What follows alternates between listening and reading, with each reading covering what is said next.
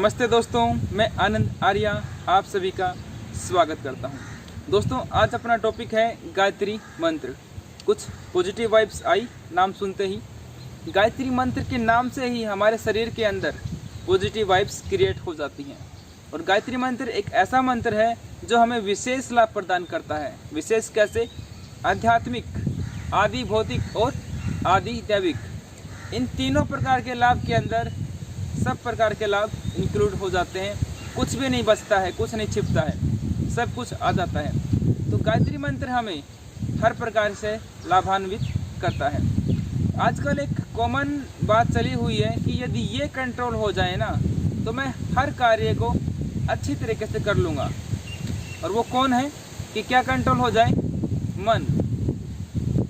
कि ये मन कंट्रोल हो जाए ना तो मैं हर कार्य को अच्छी प्रकार से करूँगा, मैं कोई भी काम गलत नहीं करूँगा, या फिर मेरे सारे कार्य ऐसे हो जाएंगे, मैं ऐसा कर दूँगा, मैं वैसा कर दूँगा। लेकिन ये जो जड़ है ना, विघन की जड़, ये क्या है? मन। हम इसको समझते हैं कि ये विघन की जड़ है।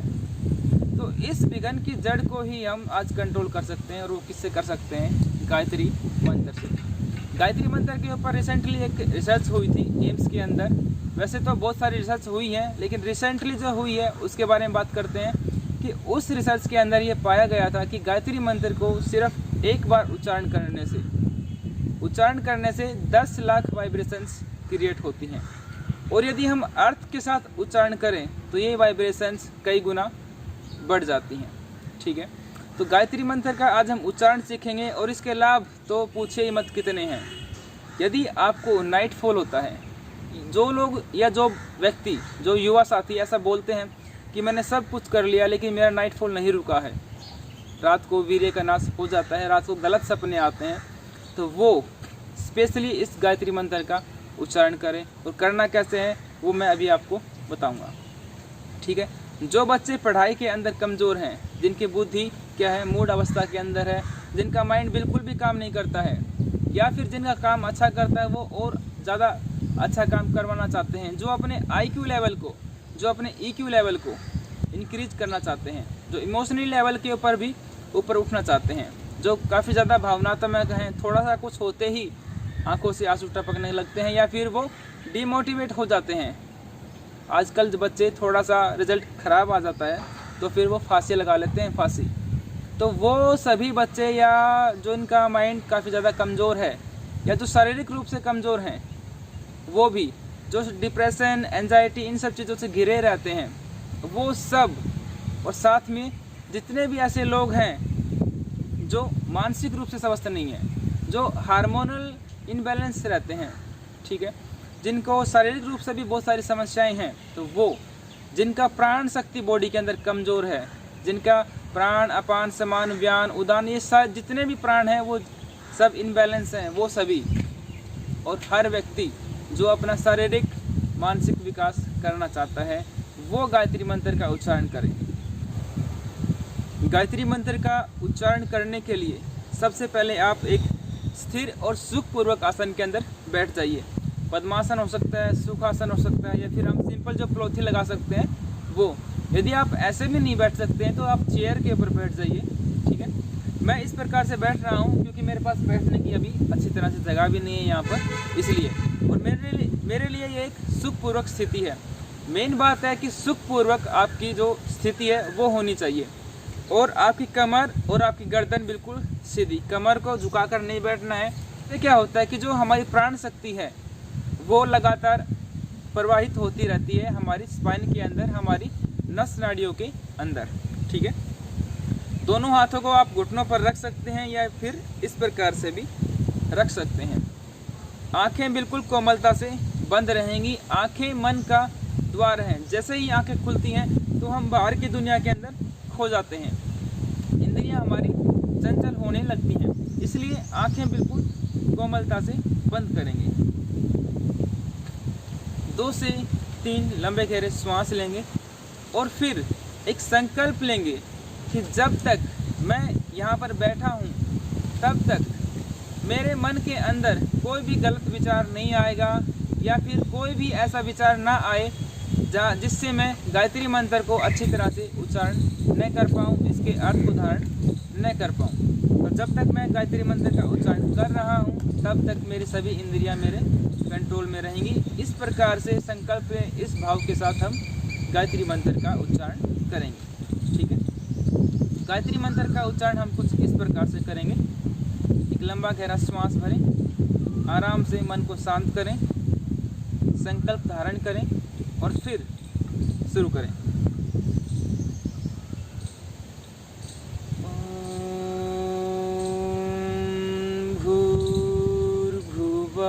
स्वाहा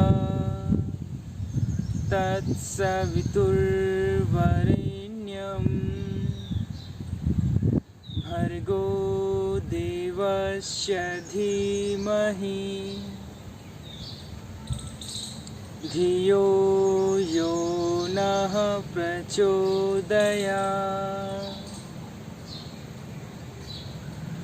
इस प्रकार से मन को शांत में रखते हुए आंखों को कोमलता से बंद कर और धीरे धीरे गायत्री मंत्र का उच्चारण करेंगे। क्यों?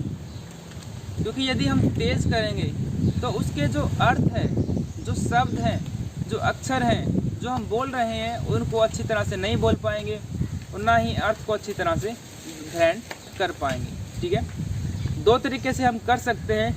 या तो पूरे मंत्र को बोलने के बाद हम अर्थ का उच्चारण कर सकते हैं, या फिर बोलते बोलते ही हम मन के अंदर उस अर्थ को भी धारण कर सकते हैं। इसके अंदर सबसे पहले हम ओम को बोलते हैं। ओम क्या है? उस परम पिता परमेश्वर का निज नेम है। जैसे कि आप सभी का एक नाम है, आपको घर पर मम्मी पापा कुछ और बोलते हैं, आपके गुरुजन कुछ और बोलते हैं, आपके दोस्त कुछ और बोलते हैं, वैसे ही उस परम पिता परमेश्वर के अनेकों नेम हैं, अनेकों नाम हैं, लेकिन उसका जो मुख्य नाम है वो क्या है? ओम है। उसी तरह से आपका भी एक मुख्य नाम होगा, है ना। तो उसको हम सबसे पहले बोलते हैं क्योंकि वही इस संसार को बनाता है, चलाता है और समय आने पर बिगाड़ता है। तो ओम, वैसे तो गायत्री मंत्र कहाँ से शुरू होता है? भू से, भूर्भुवः स्वः।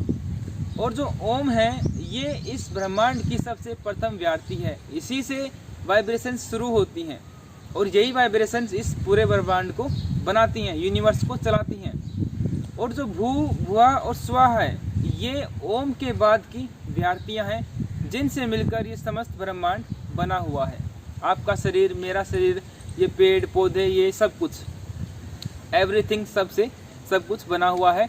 वो भू, भुआ, स्वाहा और बाकी जितने भी वेद मंत्र हैं उन सब से बनकर ये यूनिवर्स बना हुआ है।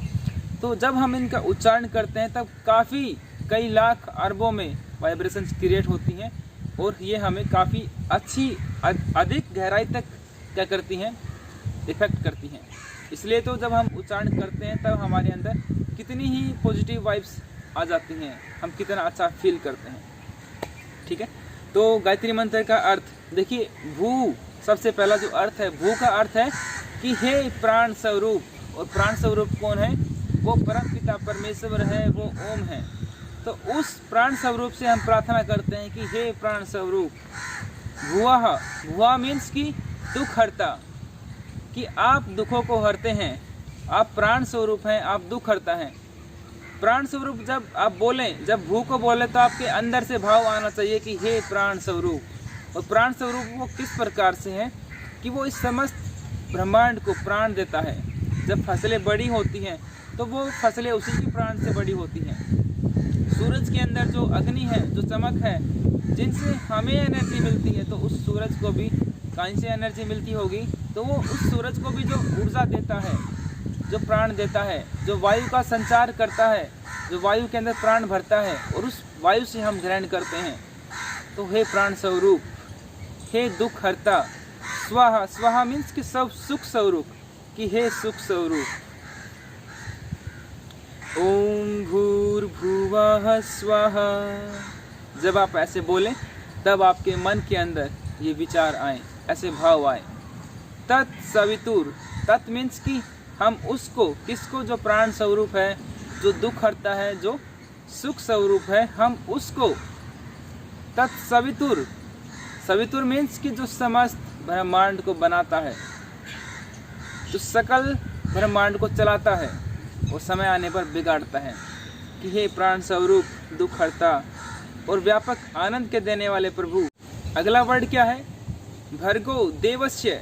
भर्गो देवस्य मीन्स कि जो सब कुछ भस्म कर सकता है, हमारे दुर्गुणों को, काम, क्रोध, लोभ, मोह, ईर्ष्या, द्वेष या फिर अविद्या, अस्मिता, राग, द्वेष, अभिनिवेश, जितने भी दुर्गुण हैं, जितने भी क्लेश हैं, उन सभी को जो दूर करता है, जो भस्म करता है, जो जलाकर राख कर देता है, उस परमपिता परमेश्वर को, भर्गो देवस्य, जो देवों का भी देव है, महादेव है, उस परमपिता परमेश्वर की हम बात कर रहे हैं। धियो, धियो मीन्स की बुद्धि। हम ऐसे परमपिता परमेश्वर को, जो प्राण स्वरूप है, जो दुख हरता है, जो आनंद का देने वाला है, जो सर्व सकल जगत का उत्पत्ति करता है, जो सभी भस्मों को दूर कर देता है, जो देवों का देव है, ऐसे परमपिता परमेश्वर को हम अपनी बुद्धि के अंदर धारण करते हैं, ग्रहण करते हैं। नेक्स्ट क्या बोलते हैं कि धियो यो नः प्रचोदयात्, कि हे परमपिता परमेश्वर, मेरी बुद्धि को आप सन्मार्ग पर चलाएं, अच्छे कार्यों में लगाएं, मेरे मन को कंट्रोल करें, मैं कभी भी कोई भी गलत कार्य ना कर पाऊँ।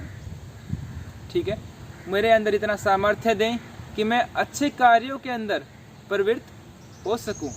तो इस प्रकार से ऐसे भावों को रखते हुए गायत्री मंत्र का उच्चारण करें। ठीक है, तो मैं जो गायत्री मंत्र का अर्थ है उसको और अच्छी तरह से लिखकर डिस्क्रिप्शन में डाल रहा हूँ, आप वहाँ से भी इसको पढ़ लीजिए। ठीक है, और गायत्री मंत्र का अर्थ आप दो प्रकार से कर सकते हैं। एक तो आप पहले सबसे गायत्री मंत्र का उच्चारण पूरा कर लीजिए, फिर आराम से एक एक अक्षर को ध्यान में रखते हुए उसके अर्थ को ध्यान में रखें और फिर प्रार्थना करें। या फिर आप साथ ही साथ एक एक अक्षर को ध्यान में रखते हुए बोलते टाइम ही क्या करें, उसके अर्थ को धारण करें या फिर उसके भाव को प्रकट करें। आपके लिए स्टार्टिंग में ये ज़्यादा अच्छा रहेगा कि आप पहले गायत्री मंत्र को पूरा बोल लीजिए, पूरा बोलने के बाद फिर आप एक एक वर्ड के ऊपर ध्यान दें। ठीक है, तो आप इस प्रकार से करें, और जब आप इसके अंदर अच्छा अभ्यास कर सकें, कर पाएँ या कर लीजिए, ठीक है, तब आप फिर क्या करें कि गायत्री मंत्र को बोलते टाइम ही उसके अर्थ का ध्यान करें। ठीक है, तो इस प्रकार से आप गायत्री मंत्र को उच्चारित करें। गायत्री मंत्र के अनेकों लाभ हैं, इतने लाभ हैं कि हम इस वीडियो के अंदर सभी लाभों की बात भी नहीं कर सकते हैं। और सभी के सभी मंत्र किसके अंदर हैं? संस्कृत के अंदर। संस्कृत सभी भाषाओं की जननी है। संस्कृत का उच्चारण करने से जो व्यक्ति बोल नहीं पाते हैं, जो छोटे बच्चे होते हैं जो बोल नहीं पाते हैं, वो बोल पाते हैं, जो सुन नहीं पाते हैं वो सुनना लगते हैं। तो उनके अंदर जो संस्कृत की जो एनर्जी है, भाषा की जो एनर्जी है, वो ही काफ़ी है। यदि हम इसको अच्छे प्रकार से बोलते रहें, उच्चारित करते रहें, तो जो गायत्री मंत्र का उच्चारण करते हैं उनकी तो बात ही अलग है। ठीक है, तो आप गायत्री मंत्र का उच्चारण अर्थ के साथ करें, बिना अर्थ के कभी भी उच्चारण मत करें। मान लीजिए कि आप कक्षा के अंदर चले गए, क्लास के अंदर, और आप पढ़कर नहीं आए, सिर्फ बैठकर आ गए, तो आपके जाने का कोई लाभ नहीं है। या फिर टीचर क्लास में आया और बिना पढ़ाई चला गया, तो उसके आने का कोई लाभ नहीं है। ठीक है, तो जब तक अर्थ हम स्कूल के अंदर, कॉलेज के अंदर या किसी भी अन्य इंस्टीट्यूट के अंदर किस लिए जाते हैं? किसी अर्थ को समझने जाते हैं कि इसका अर्थ क्या है, ये कैसे है, क्यों है। ठीक है, तो अब गायत्री मंत्र के अर्थ को ध्यान में रखें। मैं डिस्क्रिप्शन में भी ये बात डाल रहा हूँ, अर्थ को अच्छी तरह से डालूंगा, आप उस वहाँ से भी पढ़ लीजिए, और अन्य जितने भी वीडियो हैं उनको भी आप अवश्य देखें। ठीक है, गायत्री मंत्र को करते समय आपको कौन कौन सी सावधानियाँ रखनी है वो बात कर लेते हैं। सबसे पहली बात तो आपको करना कब है? आप सुबह इसको करें। सुबह जब आप करेंगे तो आपकी प्राण एनर्जी काफ़ी ज़्यादा हाई रहती है, तो उस टाइम पर करेंगे तो आपको ये और अधिक लाभान्वित करने वाला होगा। ब्रह्म मुहूर्त के अंदर करेंगे तो और ज़्यादा। स्नान कर लें, अपनी इंद्रियों को अच्छी तरह से धो लीजिए, फ्रेश हो जाइए, ताकि आपको आलस्य भी ना आए। स्टार्टिंग में आप 1 बार 2 बार 3 बार ही करें, और धीरे धीरे फिर आप इसको अधिक टाइम तक बढ़ाएं। 2 तरीके हैं, एक तो आप इसकी संख्या बढ़ा सकते हैं, और दूसरा आप क्या कर सकते हैं कि कम से कम संख्या के अंदर आप इसको लंबा उच्चारित कर सकते हैं। जैसे कि आपने प्राण बोला, तो प्राण बोलने के बाद आप इसको कितना समझ सकते हैं कि वो प्राण शब्द कितना गहराई तक है। तो तो आप इस प्रकार से भी कर सकते हैं। दोनों ही प्रकार से करें, पहले आप सामान्य करें फिर इस प्रकार से करें कि आप एक एक वर्ड के ऊपर अधिक गहराई के अंदर जाना शुरू करें। और जब आप शाम को करें तब भी आप अपनी इंद्रियों पर छींटे मार लीजिए जल के, ताकि आपको आलस्य ना आए। कमर गर्दन सीधी रखें, आंखें कोमलता से बंद। सेकंड बात है भोजन की।